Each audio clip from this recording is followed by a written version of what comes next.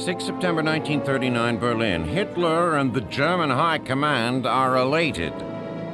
In 6 days, their blitzkrieg tactics have sealed the fate of Poland and all but destroyed its armies. They are now free to begin moving divisions out of Poland and back to their dangerously undefended border with France.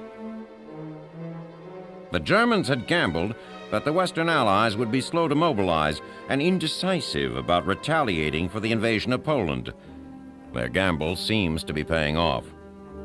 The French, who, if they acted, would have a virtually unopposed march into Germany's industrial heartland, have inexplicably reacted only by asking the British Air Force to refrain from bombing German positions. So the French army sits in its $500 million defensive position known as the Maginot Line, nervously staring across the border as the German forces increase. The Germans, who made blitzkrieg a household word as they streaked across Poland, have coined a new phrase for the French strategy: Sitzkrieg. The uneasy peace that results is surely temporary. While there is little visible activity at the front, in Berlin there are major changes in the long-standing plan for the invasion of France. The original called for the German armies to pour through Belgium as they had in 1914. But General Fritz von Manstein puts forth a daring new plan. It calls for a diversionary attack in Belgium to be followed by the main German thrust through the heavily wooded Ardennes, south of the French-Belgian border.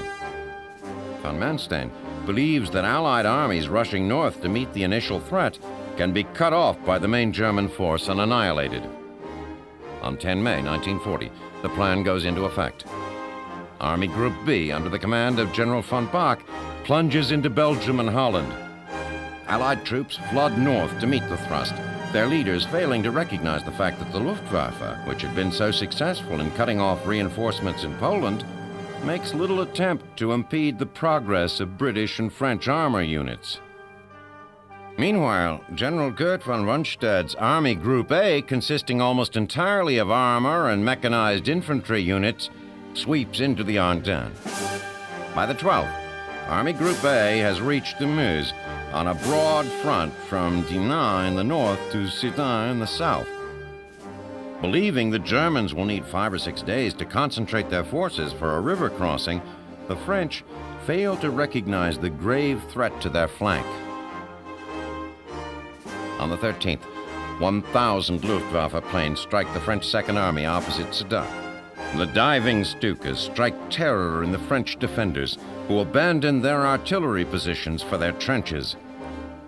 With the cessation of French fire, General Heinz Guderian's mechanized infantry forces easily ford the Meuse and establish a bridgehead.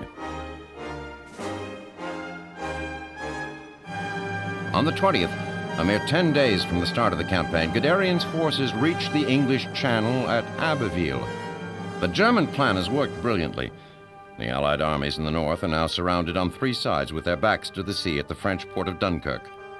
With Guderian driving up the coast from the south and Army Group B pushing from the north and east, the destruction of the British Expeditionary Force and the French and Belgian units with them seems to be but a matter of days.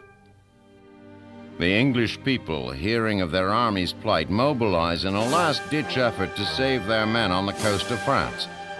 On 1 June, a desperate flotilla, made up of every available ship from the largest liner to the smallest fishing boat, begins the treacherous trip across the Channel. With the RAF providing what cover they can, the ships come in as close as possible under heavy German fire.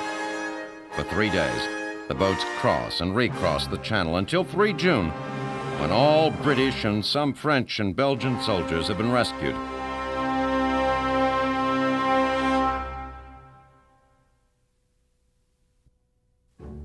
On 5 June, with northern France in their control, the Germans begin the second phase of their offensive. By 10 June, German forces advancing along the coast cross the River Seine west of Paris at Rouen. On the same day, the already beleaguered French are dealt another blow.